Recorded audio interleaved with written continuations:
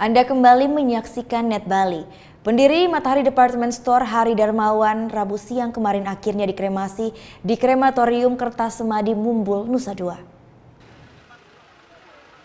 Rabu siang iringan jenazah pendiri Matahari Department Store Hari Darmawan tiba di Krematorium Kertasemadi Mumbul, Nusa Dua.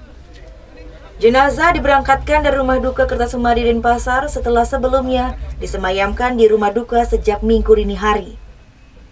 Kedatangan jenazah disambut oleh ratusan karyawan Matahari Department Store serta sejumlah keluarga dan juga kerabat. Sebelum prosesi kremasi berlangsung, keluarga menggelar doa bersama yang dipimpin oleh seorang pendeta. Sebagai penghormatan terakhir, keluarga diberikan kesempatan untuk menaburkan bunga di peti jenazah.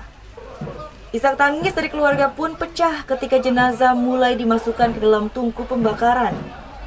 Rencananya abu jenazah akan dilarung ke laut, namun untuk sementara akan dititipkan di rumah duka Kertasemadi Denpasar. Karena mengingat hari ini juga mungkin ada kegiatan lasti di berbagai tempat supaya kita tidak ada tabrakan dan sebagainya. Tabrakan dalam artian kesibukan di pantai, maka oleh keluarga direncanakan beliau akan sementara di. Sebelumnya pada Jumat malam, Hari Darmawan dilaporkan hilang dari vilanya di Megabendung Cisarua, Bogor.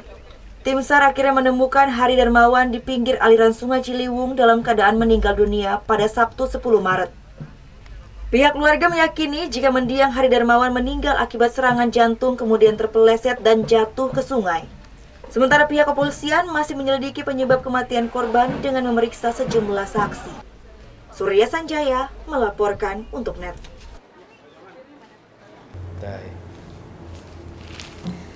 Udah selesai kan nontonnya? Nah, jadi jangan lupa buat like, komen, dan subscribe ya.